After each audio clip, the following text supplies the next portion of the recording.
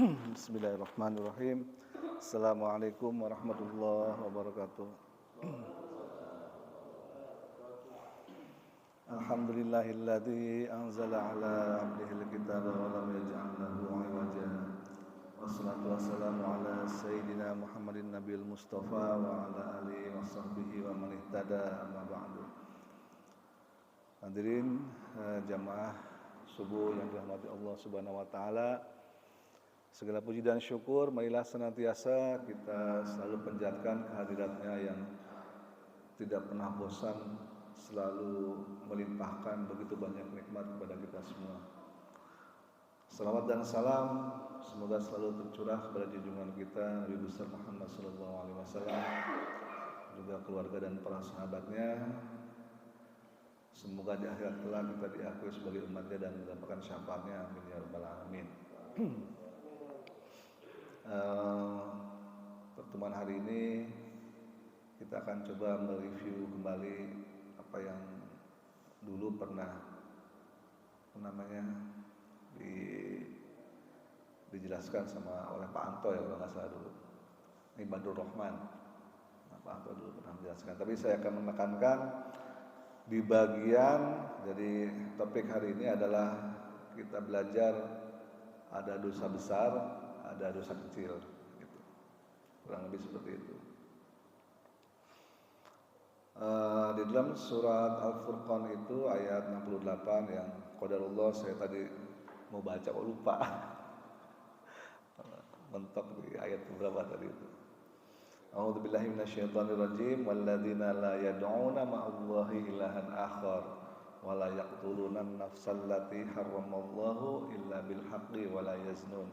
Wa may yaf'al dzalika yalqa athama yudha'af lahul 'adzabu yaumal qiyamati wa yakhlud fihi muhana. Jadi salah satu ciri yang disebut dengan ibadur rahman. Ibadur rahman ini hambanya ar-rahman, hamba yang dikasihi, yang dikasihani atau yang disayangi oleh Allah Subhanahu wa taala. Jadi seorang hamba yang disayangi oleh Allah Subhanahu wa taala, salah satu cirinya adalah hamba tersebut mungkin aja dia berdosa, bahkan dosanya besar sekali. Di ayat ini disebutkan ada 3 dosanya yang mungkin dilakukan oleh seorang ibadur rahman. Yang pertama adalah la yad'una ma'allahi ilahan akhar. Dia bisa jadi melakukan syirik, menduakan Allah. Dia memanggil atau meminta bantuan kepada selain Allah. Dan dia yakini bantuan tersebut yang punya kekuasaan bisa mengabulkan doa atau bisa memudaratkan. Nah, itulah yang disebut dengan syirik. Jadi menduakan Allah. Allah itu zat yang sangat pencemburu. Dia sudah menciptakan kita, sudah memberikan kita rezeki, sudah menghidupkan kita, sudah memberikan kita apapun semua dari ujung rambut sampai ke ujung kaki. Dialah yang memberikan segalanya bagi kita. Tapi tiba-tiba kita menduakan dia. Ya, seharusnya kita memohon kepada dia, kita mohon pada pohon, kita mohon pada batu dan sebagainya. Tentu saja dia cemburu, marah.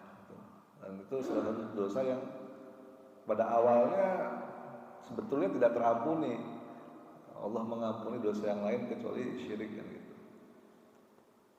Tapi namanya juga Allah ya, emang Allah itu dari sononya itu ya Maha Pengampun. Jadi ayatnya ya udahlah gitu, ya udahlah.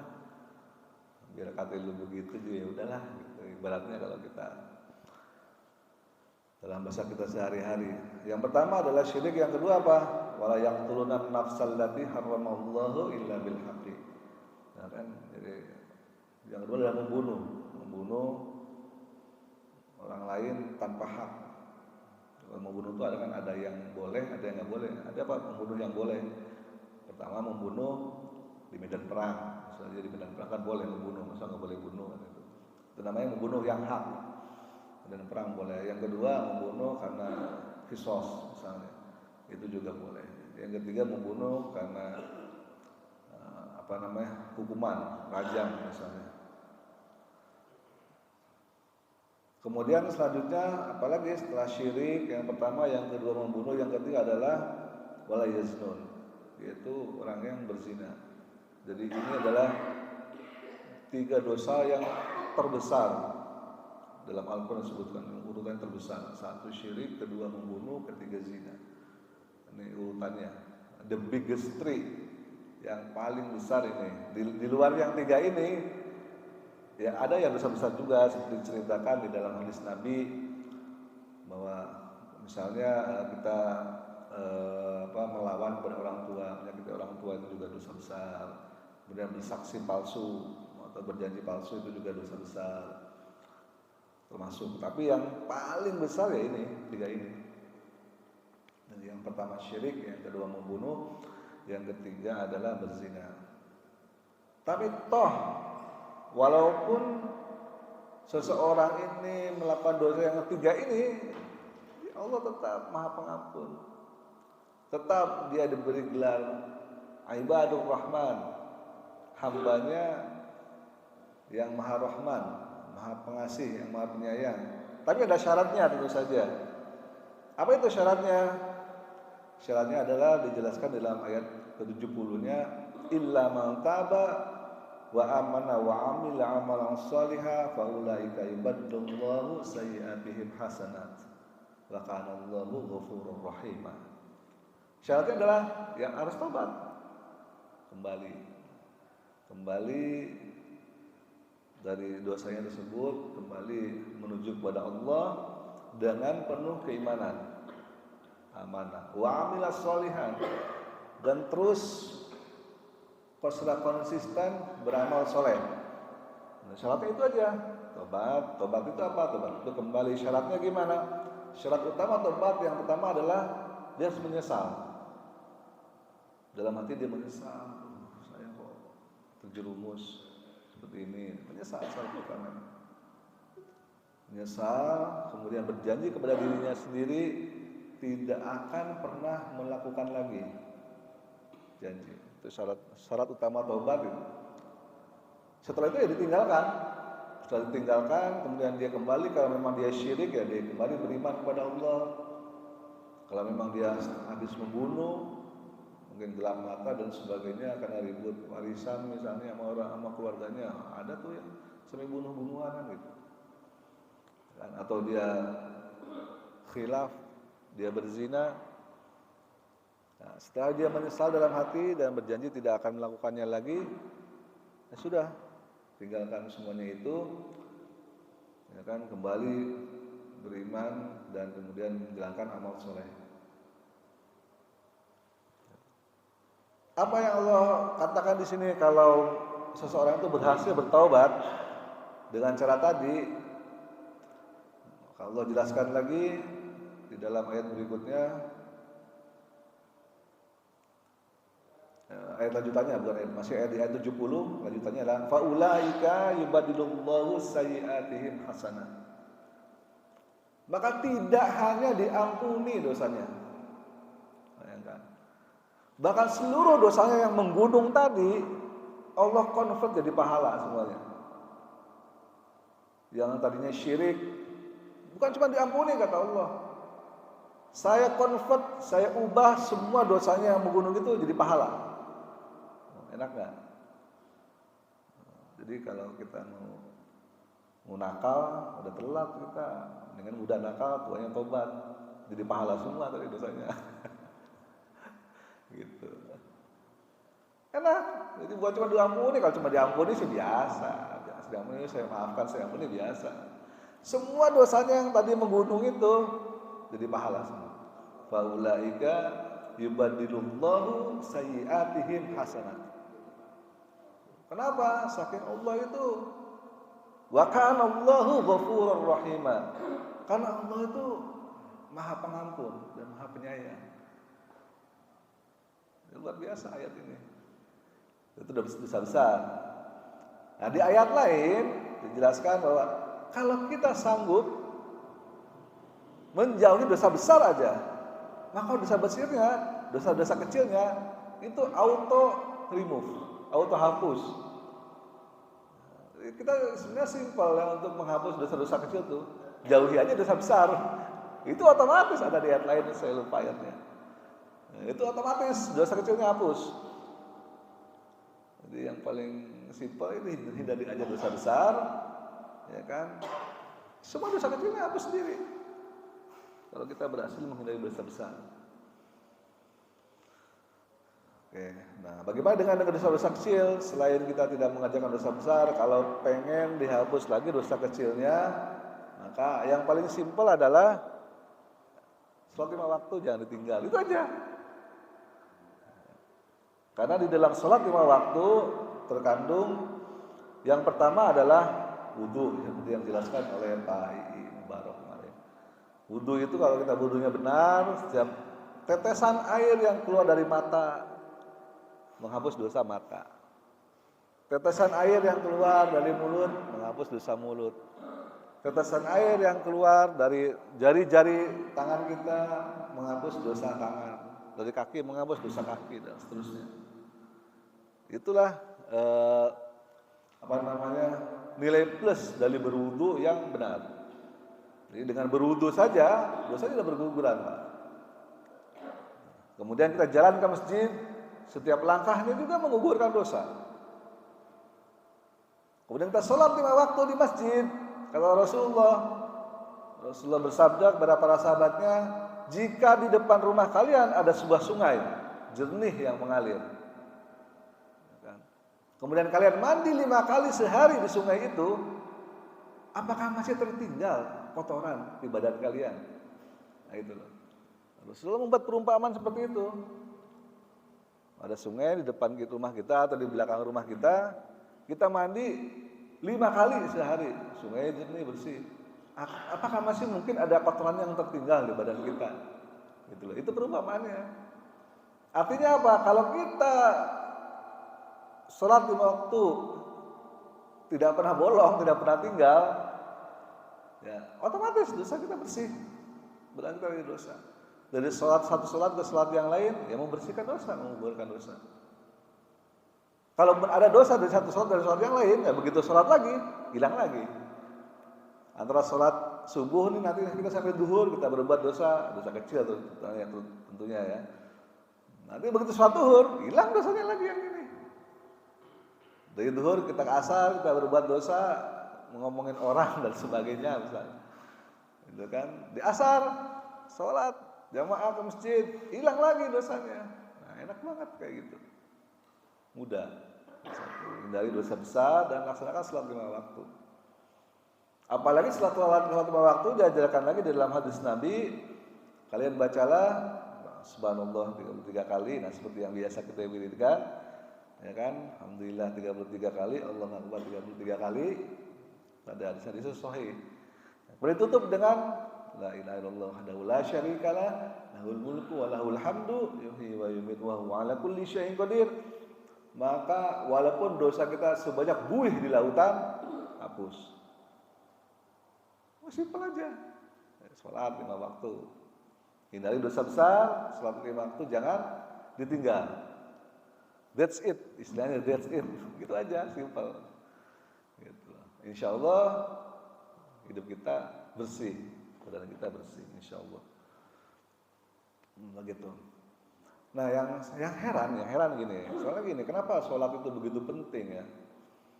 Karena saya nggak tahu ya, mungkin siapa yang di sini udah tahu, ada nggak hadis atau ayatnya bahwa sholat itu dosa besar, meninggalkan sholat adalah dosa besar. Pernah ketemu nggak ayatnya atau hadisnya? Ada ya? Ada. Itu. Tapi yang uniknya adalah Rasulullah itu bersabda bahwa yang membedakan seseorang itu muslim atau kafir adalah sholat. Jadi kalau kita pengen tahu nih orang Islam atau bukan, sholat enggak, lihat aja gitu, simple. Kalau dia sholat berarti Islam. Kalau dia nggak sholat, mungkin bukan orang Islam. Nah, gitu. Jadi betapa pentingnya sholat, betapa hebatnya sholat, karena Rasulullah juga bersabda bahwa sholat adalah tiang agama, ya kan? Nah, kalau misalnya kita melakukan sholat full, maka kita menegakkan agama. Nah, sholat itu imaduddin.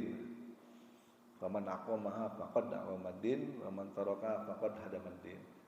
Sholat adalah tiangnya agama. Ibaratnya sebuah bangunan, tiangnya apa? Tiangnya sholat, pondasinya adalah syahadat, tiangnya adalah sholat. Kalau sholatnya enggak bolong-bolong, enggak jalannya, rubuh bangunannya. Semua amal yang lainnya tidak bermanfaat. Orang puasa tapi enggak sholat, sia-sia puasanya. Orang zakat, orang sedekah, enggak sholat, sia-sia zakatnya, sedekahnya. Orang haji, apalagi enggak sholat, sia-sia hajinya, dan seterusnya. Jadi pondasi amalan kita adalah sholat. Karena di akhirat nanti juga waktu kita dihisab, amalan pertama yang ditanya adalah sholat. Jika sholatnya baik, amalan yang lainnya nggak dilihat, nggak dicek. Wah, sholatnya udah bagus nih, nggak pernah bolong, ya kan?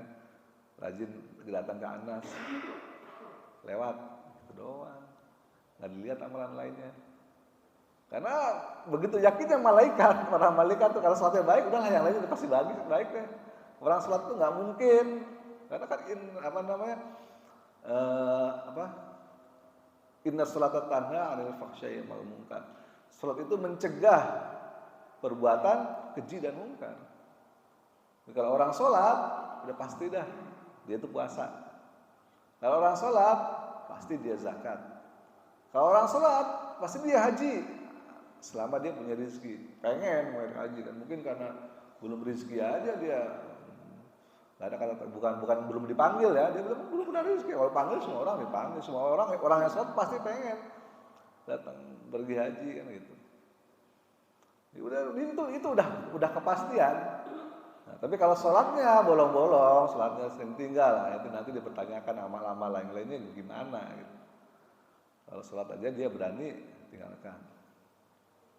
Itu betapa pentingnya sholat seperti itu. Sampai membedakan seseorang itu, kata Nabi, ini Islam atau bukan Islam. Lihat sholat enggak sholat, jangan-jangan non nih gitu. Sampai segitunya. Itu kan jadi itu ada dosa besar yang memang harus untuk membersihkannya dengan cara bertaubat, nasuha. Kalau dosa kecil sih simple, ya tinggalkan aja dosa besar dan laksanakan sholat lima waktu.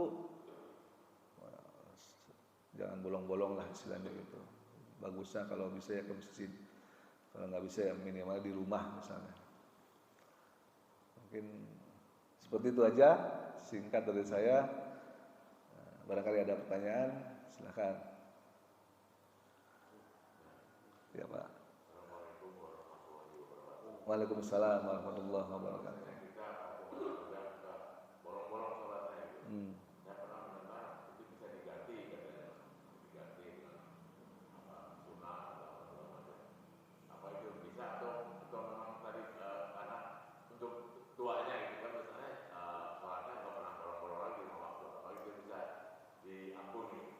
Ya bisa, nggak ada dosa yang nggak bisa diampuni. Gitu. Tapi para ulama berbeda pendapat sebetulnya. Kalau pendapat yang paling kuat adalah sebisa mungkin sholat yang bolong itu ditambah dengan sholat juga. Jadi misalnya dulu nih, saya misalnya waktu muda dulu saya suka bolong-bolong sholat duhur misalnya, karena banyak meeting dari jam 12 gitu kan, berhenti sampai sore sampai asar misalnya gitu kan di kantor, sehingga bolong sholatnya.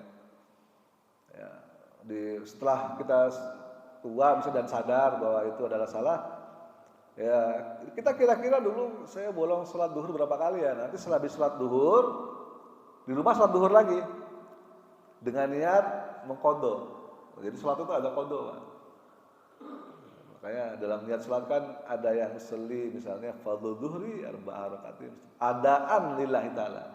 Di suatu ada sholat yang ada, sholat yang sekarang nih yang berjalan, tapi ada juga qadhaan lillahi ta'ala. Qadha, Jadi usolli fardhu zuhri arba'a rakaati mustaqbil qiblati qadaan lillahi taala. Niat salatnya qada. Jadi mungkin baru dengar ya ada salat qada. Salat kok bisa diqada. Gitu. Karena ada nih dalilnya salat qada. Ya Rasulullah sendiri mengalami. Ya Rasulullah waktu itu lagi perjalanan jauh lah, berdua sama Bilal. Begitu karena lelah sekali kan tengah jalan kemalaman udah jam berapa nih katanya. Bilal, aku ngantuk kata Nabi. Aku tidur dulu ya, kamu jaga nanti gantian. Nanti kalau aku udah tidur, udah bangun, nanti ya, kamu yang tidur, aku yang bangun gantian. Jagalah. Ya siap ya Rasulullah. Bilal tidurlah Rasulullah di bawah pohon sama Bilal. Pas bangun-bangun, matahari udah panas. Kira-kira jam 7-an, setengah 8, belum sholat subuh. Nabi itu bisa bangun kesiangan. Bangun Nabi kesiangan kan. Bilal. Nabi kan ngomelin Bilal, kamu gimana sih? Kan saya bilang jaga, gantian nanti kita ininya, jaganya. Kamu tidur juga, ini gimana?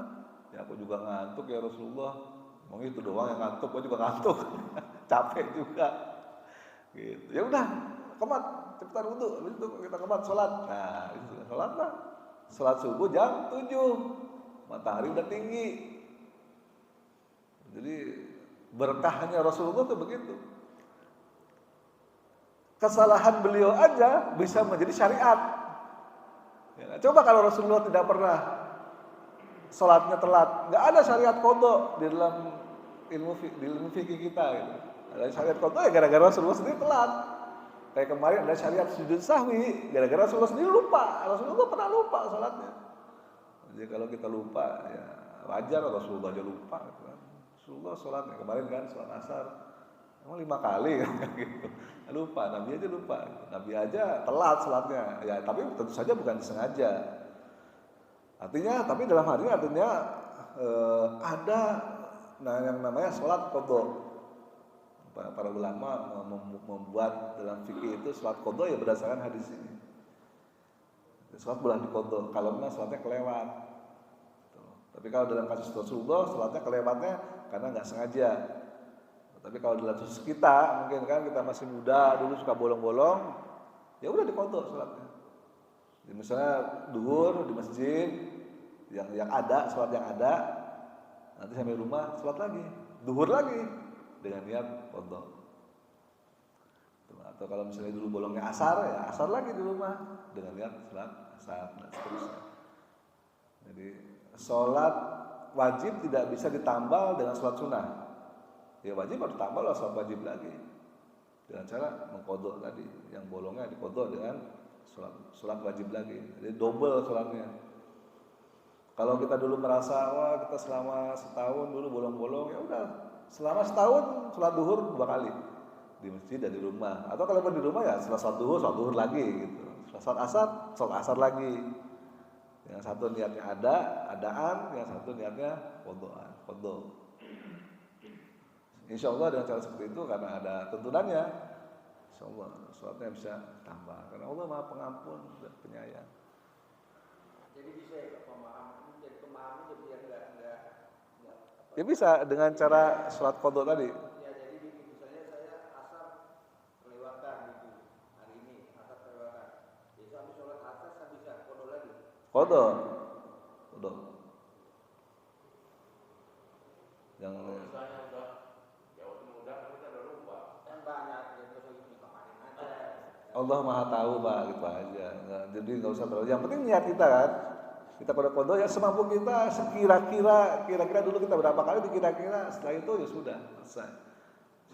Sisanya serahkan kepada Allah. Gitu aja. Allah Maha tahu dengan hati kita. Kalau hati kita meniat memang, saya dulu itu artinya tanda kita menyesal. Tanda kita ingin bertobat. Dengan menyesal itu kan, saya kok dulu bolong-bolong. Udah. Tambal semampu kita, seingat kita, sisanya serahkan kepada Allah. Kita yakin kalau Allah mengampuni, udah gitu aja. Jangan sampai nggak yakin ya. Karena Allah marah nih kalau nggak yakin. Allah marah kalau nggak yakin. kalau Allah Maha Pengampun gitu. Nah, Terus tadi soal klasifikasi dosa terbesar itu syirik, membunuh dan berzina, Pak. zina. Ya. Nah, ntar kalau meninggalkan sholat itu termasuk dosa terbesar. Enggak, dosa terbesar yang 3 itu tadi. Karena meninggalkan sholat itu tadi, ini Islam apa kafir?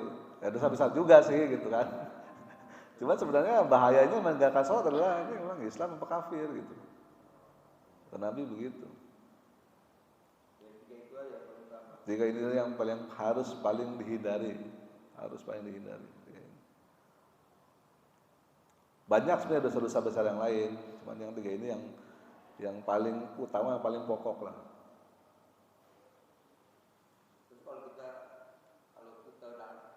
sholat, terus dari rumah kita berangkat ke amal bahwa dari rumah kita berangkat ke masjid, insya Allah dosa terhapus. Kalau kita terlalu yakin, artinya kalau kita tak kabur itu juga salah juga kali ya. Kita harus yakin, nggak yakin. Harus yakin, nggak boleh nggak yakin. Kalau kita ragu, Allah ampunin nggak ya? Marah tuh Allah kayak gitu. Kamu meremehkan saya gitu kan. Nah gitu loh. Ibaratnya gitu. Ibaratnya kita ini kalau kita jadi dosen lah, Pak Chandra kan dosen. Misalnya ada mahasiswa atau mahasiswi yang bisa nggak ya saya ngerjain kayak gini? Marah kan. Marah udah saya ajarin, nggak bisa juga kamu belajar nggak kan gitu. Intinya gini, intinya kita harus berprasangka baik kepada Allah. Kan Allah itu sesuai prasangka kita. Kalau kita berprasangka bahwa Allah itu diampuni nggak ya? Nah, nanti Allah nggak ampuni itu. Kamu berprasangka buruk pada aku gitu loh. Kalau kita berprasangka Allah Maha Pengampun, ya Allah ampuni. Karena Allah itu sesuai dengan prasangkaan hambanya. Gitu loh. Bahkan ada kisahnya. Orang di akhirat nanti ya, kisahnya di neraka orang tuh. Ada 2 orang yang Allah tarik dari neraka. Terus ditanya, si A dan si B misalnya kan, si A ditanya, gimana neraka? Enak nggak? Ya Allah enak lah ya Allah, neraka kok enak. Oh gitu. Terus kamu di neraka dosamu udah habis belum? Ya nggak tahu ya Allah, mau nambah lagi nggak? Ya nggak mau lah ya Allah, tapi dosamu belum habis kata Allah. Nah sekarang aku balik lagi ke neraka. Yang si A ini disuruh balik ke neraka, di jalan sambil mukanya cemberut, nengok lagi kepada Allah ini, jalan nengok kepada Allah. Sambil tersungut-sungut lah, orang kesel gitu kan. Terus sebelum dia nyampe ke bibir neraka, panggil lagi, leh sini, gitu kan. Ngapain kamu disuruh balik lagi ke sana kok? Kamu toleh. Ya Allah, engkau itu kan Maha Pengampun, kan Maha Penyayang. Masa aku ini udah engkau tarik dari neraka, kau suruh balik lagi ke neraka? Gak mungkin kau tuh seperti itu tuh, gak mungkin gitu. Oh jadi kamu yakin kalau aku tuh gak mungkin seperti itu? Ya udah kau masuk surga, gitu. Jadi hanya dengan prasangka baiknya itu dia gak jadi termasuk neraka, karena dia berprasangka Allah tuh gak mungkin seperti itu gitu. Gak mungkin Allah tuh seperti itu, gak mungkin kau tuh seperti itu ya Allah. Orang kalau ditarik dari neraka tuh gak mungkin disuruh balik lagi ke neraka, itu gak mungkin. Oh, jadi kamu berprasangka aku seperti itu, iya, udah kamu gak jadi masuk neraka, kamu mau surga dah. Nah si B ini kamu juga pertanyaan yang sama tadi, udah saya balik ke neraka. Dia lari sekencang-kencangnya neraka, lari. Bentar, udah menyampai bibir neraka, bentar dulu dipanggil. Kamu kok lari, temanmu yang tadi jalan sambil tolak, kamu kok malah lari gitu kan. Kayak yang kesenangan. Dia bilang, ya Allah, kenapa kamu lari? Ya Allah, seumur hidupku aku tuh gak pernah mematuhi perintahmu. Sekarang kau perintahkan aku ke neraka. Masya Allah. Setelah aku perintahkan engkau ke neraka, aku dengan senang hati mematuhi perintahmu. Gitu loh. Artinya perintah Allah apapun itu kan, kita perintahkan, kita jalankan aja sami'na wa ata'na. Bahkan kalau Allah perintahkan kita neraka, perintah neraka jalankan, gak usah takut gitu. Oh jadi kamu lari itu karena memang kamu pengen menjalankan perintahku? Iya. Oh, udah nggak jadi masuk neraka, masuk surga sana. Oh gitu. Ya, sama aja. Gitu loh. Jadi intinya yang satu adalah orang ini berprasangka baik terhadap Allah, yang satu ingin menjalankan perintah Allah apapun itu. Bahkan kalau Allah perintahkan masuk neraka, masuk neraka. Dia nggak peduli dengan surga, dia nggak peduli dengan neraka. Dia hanya peduli dengan Allah aja. Kalau selama hidup saya kau anggap ya Allah penuh dengan dosa dan engkau meridhoi aku sampai aku masuk neraka, aku akan masuk neraka. Oh, gitu. Dia saking pengen menjalankan perintah Allah, neraka pun nama dia di selama hidup saya nggak pernah saya mematuhi perintahmu ya Allah. Sekarang engkau perintahkan aku masuk neraka, aku masuk neraka. Gitu. Jadi sebegitu pentingnya berprasangka baik kepada Allah dan begitu pentingnya kita untuk sami'na wa ata'na. Apa yang Allah perintahkan, jalankan saja. Gitu loh. No question, gampangnya gitu loh. Simpelnya gitu, no question. Enggak usah banyak tanya lah, jalanin aja, suruh puasa, suruh sholat, ya sholat, gitu aja. Tapi memang ada hal-hal tertentu di dalam agama yang kita memang disuruh berpikir kan, afala yatafakkarun, afala taqilun, dan sebagainya. Pikir. Tapi untuk hal-hal yang sifatnya ubudiyah, ibadah, jalanin aja.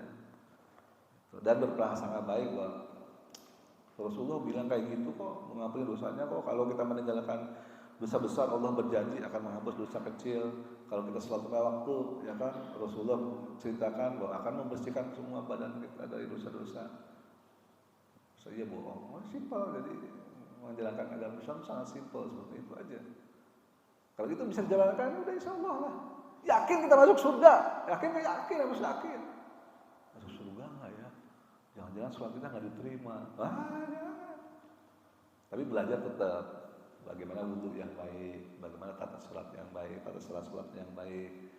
Terus taklim ya, makanya kita adakan taklim di sini tiap hari. Ya. Dalam rangka terus belajar, mengasah pengetahuan kita supaya ibadah kita makin baik, supaya kita makin yakin ibadah kita diterima, masa nggak diterima sih. Ada lagi pertanyaan? Silakan.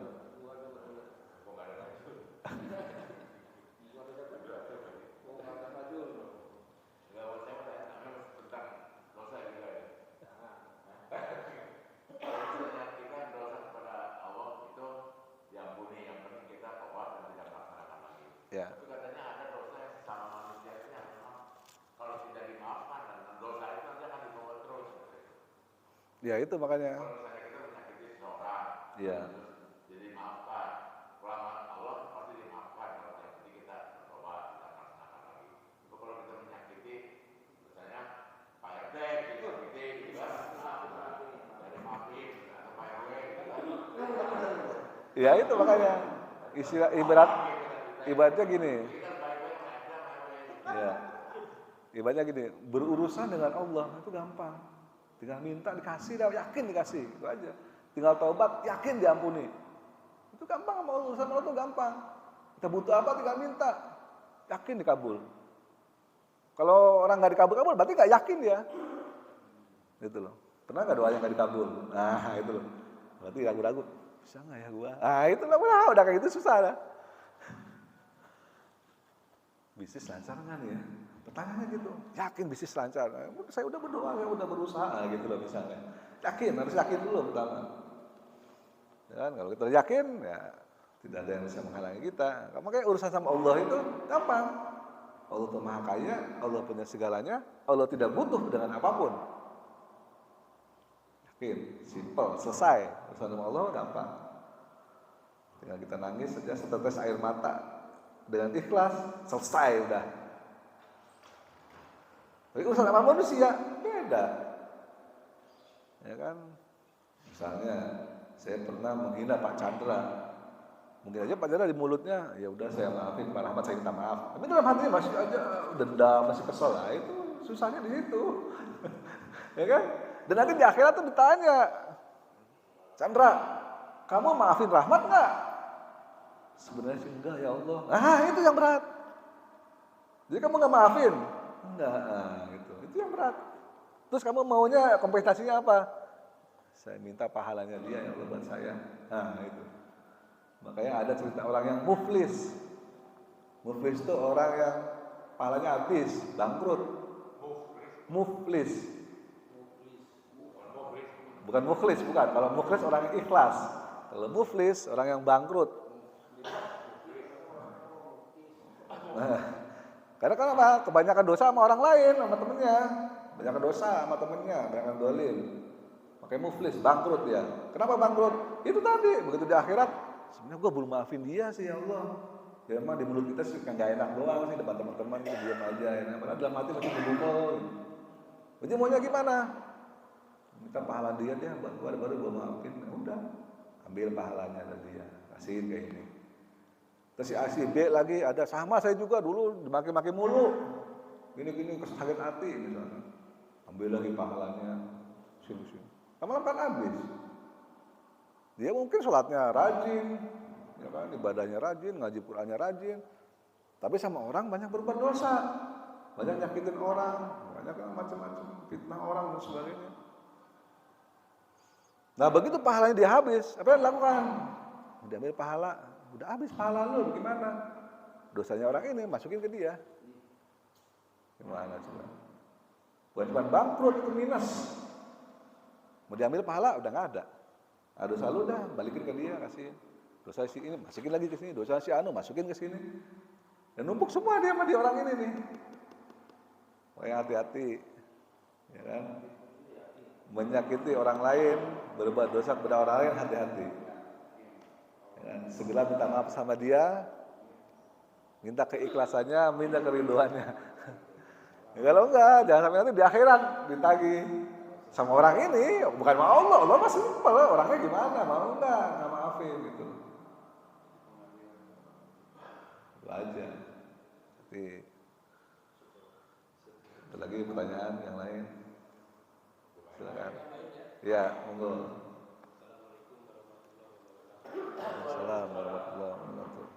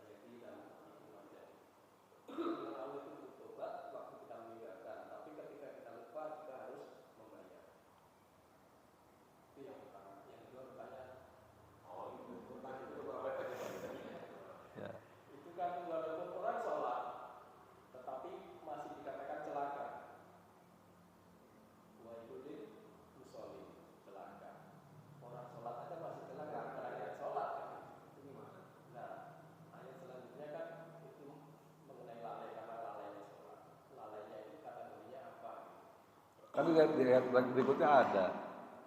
Kan di ayat berikutnya dijelaskan itu. Lalai itu apa? Jadi Fawil musallin alladziina hum an salatihim sahun walladzina hum yura'un. Orang yang riya, yamna'unal ma'un. Dan orang yang enggak mau nolong orang lain, mau bantuin, kalau ada yang minta tolong dong ini. Entar dulu dah, entar aja. Kadang-kadang ada tuh orang minta pengemis, badan masih sehat, ngemis, gitu. Ya, kamu ngasih mah ngasih aja gitu kan. Kalau nggak ngasih ya udah, gitu. Nggak usah ngomel-ngomel gitu kan. Bilang aja lo pelit gitu. Dia nggak mau ngaku dirinya pelit. Tapi orang nggak mau ngasih, ya kan, tapi ngomel. Baru masih sehat ngemis, udah sono. Kalau nggak mau ngasih ya udah nggak usah ngasih gitu aja sih. Tapi kalau ngasih ya ngasih, jangan ngomel-ngomel gitu lah maksudnya gitu. Jadi yang disebut dengan lalai tadi itu ya itu tadi, misalnya dia sholat, tapi sebenarnya nggak sholat. Kalau orang ria, namanya ria kan ya sebenarnya sholat dia nggak sholat. Dia kan balik lagi, Allah tuh pencemburu. Sholatmu untuk siapa nih? Gitu. Karena pengen lihat mertua, karena pengen lihat tetangga, pengen dipuji sama teman. Nah, itulah yang dia dapat. Balik lagi ke niat ikhlas hatinya ini. Tuh. Kalau saya ria, ya ibadah apapun, ya, tentu saja itu menguap itu, aneh seperti itu lain karena di dalam sholatnya dia tidak diniatkan untuk ya, kepada Allah, jadi tidak diberi ibadah tentu saja. Itu sih kenapa dia sebut celaka. Dia sholat tapi celaka. Ya sebenarnya bukan cuma sholat, semua ibadah apapun kalau dilakukan dengan ria atau sum'ah ya, pengen dilihat, pengen didengar, ya, intinya sih itu. Itu sih Pak kalau yang saya pahami. Jadi kalau jangan diartikan sholatnya lalai itu dalam sholatnya suka lupa, kan ada juga yang menerjemahkan seperti itu ya, enggak lah. Lupa Rasulullah aja lupa kan gitu. Ya. Nah, sholatnya lupa atau sholatnya ingat, kalau lagi sholat ingat, iya kunci yang tadi itu, ternyata di atas lemari gitu kan, lagi sholat ingat begitu, gimana hukumnya? Namanya manusia, gimana susah, nggak bisa. Kita tidak bisa yang namanya khusyuk, fokus nggak bisa. Kecuali hati kita ada, itu nanti baru khusyuk, beda lagi ya, khusyuk. Trik khusyuk itu gimana? Nah beda ya antara khusyuk dan fokus. Kalau khusyuk itu dari hati, kalau fokus itu dari pikiran. Kita berjalan, naik tangga, bawa segelas air yang udah penuh. Gimana caranya supaya air itu nggak tumpah? Nah, itu namanya fokus. Jalan pelan-pelan sambil pegang air gelas ini. Naik tangga, nah, itulah fokus, bukan khusyuk. Nah, karena kalau fokus, konsentrasi dari pikiran. Kalau khusyuk itu dari hati. Jadi supaya kita bisa merasakan khusyuknya sholat, ya hati kita harus bersih dulu. Bersihin dulu hatinya dari dosa-dosa. Bersihkan dulu dari ria, bersihkan dari selain Allah. Nanti dengan sendirinya khusyuk akan datang. Kita menikmatnya sholat orang yang khusyuk. Nah, gitu. Sholatnya belum tentu fokus. Fokus ya fokus. Ya dia tahu, 2 rakaat, ini udah rakaat kedua, rakaat ketiga, itu fokus. Belum tentu khusyuk. Oke, ada pertanyaan lain? Cukup ya. Ya mudah-mudahan ada manfaatnya bagi kita semua. Mohon maaf kalau ada yang salah dari saya. Mari kita tutup dengan doa kafaratul majelis. Subhanakallahumma bihamdika asyhadu an la ilaha illa anta astaghfiruka wa atubu ilaik. Billahi taufiq wal hidayah. Assalamualaikum warahmatullahi wabarakatuh.